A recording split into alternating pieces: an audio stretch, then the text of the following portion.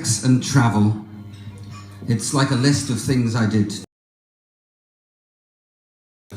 We'll try and get back to that. Anyway, sex and travel, it's a euphemism, isn't it really?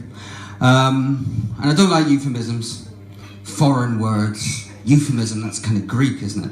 Anyway, I've travelled a long way, not a lot of sex, but I've travelled here from Durham. You may know Durham, it's a heritage museum masquerading as a university. £9,000 for admission. Prices will go up, they will never go down, thanks to our friends over there. Yes, so I've come to Durham. I'm going to talk to you about what I do. I teach German. I'm a natural linguist. I'm a historical linguist, perhaps. I'm maybe a cunning linguist, according to some people. But that joke doesn't go down so well. Anyway, so this is my topic. It's here. It's on my T-shirt. I knew Aberdeen was in a bad way, but when I asked for PowerPoint, they say you've got to do it yourself. So I've turned myself into a PowerPoint slide, and I have my delectable assistant over there who's going to point stuff out. So if you could point out the first word, please. Right, okay. Well, yeah, it's a pretty low tech, obviously. Anyway, the word is Fernweh. So this is like when you were back in school and you had to do German. No one has to anymore. So German. So we can practice this word. You'll do Fernweh for me. Fernweh. Hey, that's super. You all get GCSE A star. We'll see if we can move that up to A-level A star by the end. Okay, so we're going to talk about Fernweh. I first came across this word at when I was still doing sex and travel back in my undergraduate days at the University of Oxford, where the well-known literary detective Professor Horse was talking about this concept. And he talked about, he explained one thing well, actually, I was more distracted by the people in the lecture hall with me. There was the future English Prime Minister Boris Johnson. English, you know English there, yes. And secondly, there was the well-known euphemism Jeremy Hunt.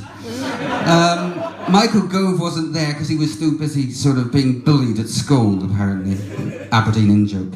Anyway, so Professor Horse at this lecture explained Fernweh. The thing you knew about Fernweh was it wasn't used in German till the 20th century.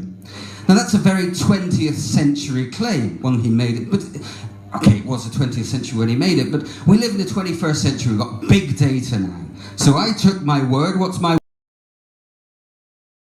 Banged it into Google. Google produced a graph. I produced a lovely graph from my PowerPoint slide on my T-shirt. Okay, so there you see it. Now what you can see, and I can't see, is something I can reveal exclusively and uniquely for the third time at a Bright Club, and that is that Fernweh existed in the 1840s.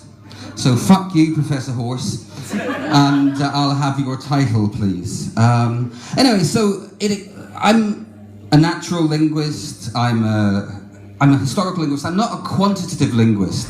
I don't do proper science, I do kind of soft stuff. So I try to work, why the 1840s? Well, let's go back to Germany in the 1840s. Why not? And it's disunited, there's economic austerity, there's a police state, surveillance measures, no freedom of speech. This may sound familiar to you. At that point, Germans dreamed of going somewhere better. And Fernweh emerges as that word which expresses a utopian desire for a better world. We don't have that world, or that idea in English. I'll come back to that at the end. So that was good, but I'm not really interested in words. I'm interested in ideas. I'm a cultural studies person rather than a natural linguist. So I thought, what about the fact that Fernweh as a concept of utopian desire might have existed before 1840s. So I went back to the 1780s. Now the 1780s was when Sepp Blatter was first made the president of FIFA. I don't do a travel bit, that was just the sex bit. Okay. 1780s, and you maybe can't see this too well, but there's a very famous German writer called Johann Wolfgang von Goethe. Anybody heard of Goethe? No, hey, wow, someone must have studied German at some point. Anyway, his most famous work is Faust of Fun, which he wrote with his comedy sidekick Richard Schiller. If there's any Stuart Lee obsessors in the audience, they'll get that one. Anyway, comedy geeks. Right, so 1780s, Goethe is working for the Duke of Diamond in the court of Weimar, and he is depressed because he has to do admin and bureaucracy all bloody day, bean counting, and he's lost his creative drive. So he dreams of going somewhere else. Where does he want to go? He wants to go to Italy.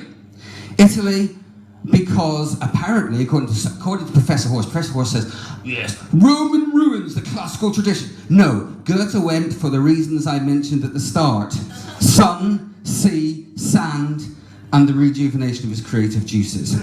So he took voluntary severance from Weimar and headed off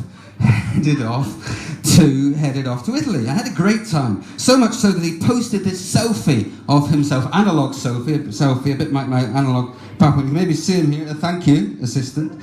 Beautiful work. This is Goethe overviewing, surveying with his magisterial gaze the Roman ruins. This is his selfie on Faust book.